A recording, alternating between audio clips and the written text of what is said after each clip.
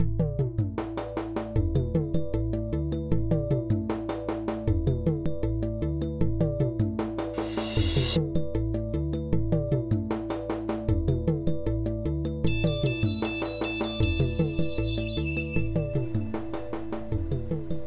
again everyone, welcome back. Today we are reviewing the newest in the Romeo y Julieta series. This is the Nicaraguan. Actually they call it a taste of Nicaragua. And this cigar is all Nicaraguan. It has a double binder. Esteli and Jalapa in the double binder. In the filler it's Esteli, Jalapa, and La Mia. And the wrapper is a special wrapper cultivated and grown exclusively for Romeo and Julieta. This is all Nicaraguan, so it's a Nicaraguan wrapper also. Comes in three sizes: pyramid, 52, 6 1/8 by 52. The Toro, which is this, we're reviewing it today, 6 by 52, and the Bully Grande is 5 by 54. And these are manufactured in Honduras.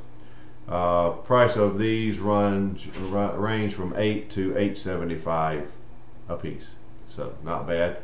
Brand new cigar. I have had one of these previously, and if this one stacks up like it, it'll be a good cigar and has a very interesting beginning. So let's get right to it. All right, let's talk a little bit about the cigar. It's a very nice looking wrapper. Not actually that oily under these lights. You can tell it doesn't look excessively oily. Does have a nice feel in the hand. There is your density.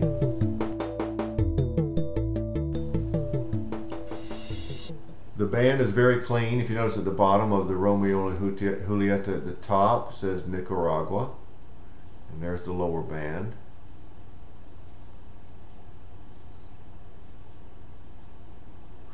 So let's get right to it here. Let's remove this lower band. Always want to be careful when I do this. This one should come right off, should peel off actually. Ah, good. And again, we'll see that later. So it does have a nice reddish brown color to it though, doesn't it? It looks very nice, and as I said, it has a nice weight. All right.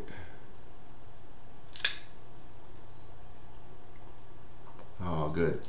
Just a slight firmness to the draw.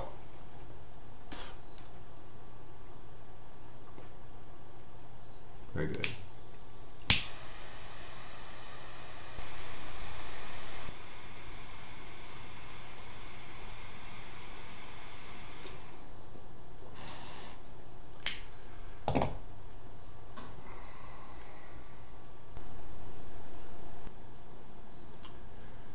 Well, it's taken about a 1/4 inch to nail it down. The flavors are very peppery, leathery. There's dry toast. There is cedar, and there appear to be some sort of a sweet berry flavor. The pepper is up around an 8-ish. It's pretty high in black pepper. Not overly sweet, but there's some nice sweetness from the cedar and that berry type flavor. But there are a lot of lower register flavors like the leather and the toast, dry toast. A little touch of earthiness there too. A lot of lower register flavors, lower end flavors. So I'm going to stop right there. I mean, it's taken well over a 1/4 inch, 3/8 of an inch, going closer to 1/2 inch to nail down the initial flavors. And it takes that long sometimes because there's quite a good mix. But I think we've got it. So let's see where we go from here.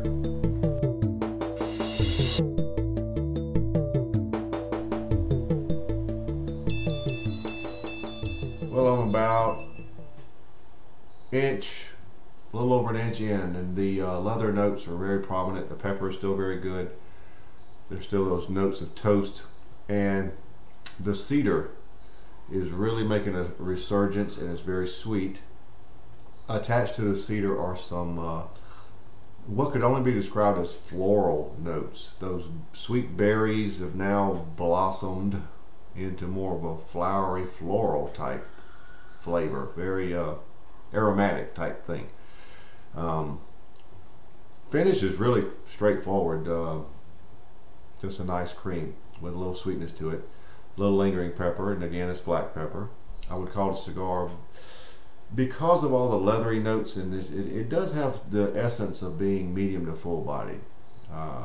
This is a vast departure from a normal Romeo y Julieta cigar, much fuller than what you've had before. This is a good cigar with, again, heavy on the leather and toast, and midway on the sweetness of the cedar and floral notes, but it's elevated at this point. We're about an inch and a quarter in, so let's see where we go from here.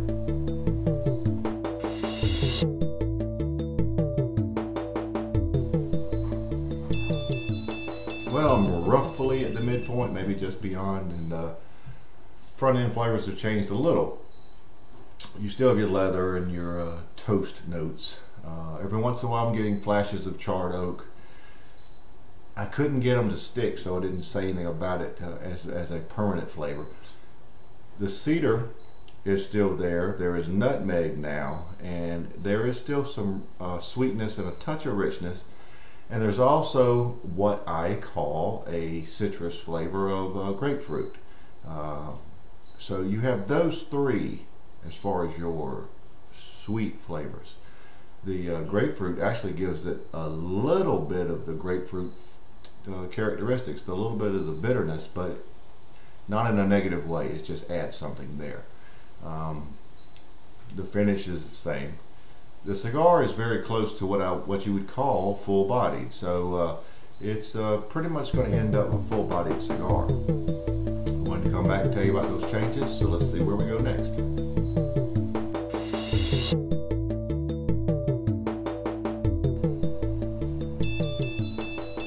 We're down to the end, so let's wrap it up.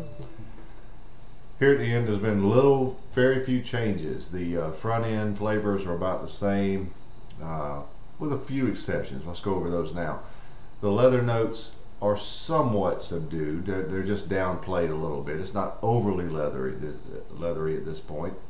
Your notes of toast are still around. The cedar is still there. The nutmeg is a little bit subdued, and the floral notes are subdued, but they're still around. I continued to get some charred oak notes here and there, and they were nice, but not really something that stayed around every single puff. The finish really didn't change throughout. Cigar was fairly full-bodied, right at the line of medium full to full, so you could call it either one. Cigar burned fairly evenly, a few burn issues, but nothing major. And really pretty good cigar. As I said before, vast departure from a normal Romeo y Julieta cigar. Much fuller, a lot more leather, a lot fuller. So I will still say those of you who tend to gravitate toward leathery cigars, give this a try. It'd probably be right up your alley, but it's not overly leathery. Good cigar. I found it to be pleasing, and final score I'm giving it is 89. Definitely worth trying, especially at this price point that we described earlier. So there you have it, the Romeo y Julieta Nicaragua, the taste of Nicaragua, if you will. Toro 89.